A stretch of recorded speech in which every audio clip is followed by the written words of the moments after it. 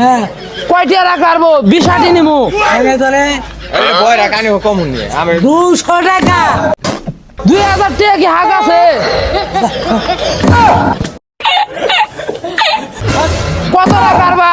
এটা রাখো এটা একদম বুঝা দাম বুঝা বুঝো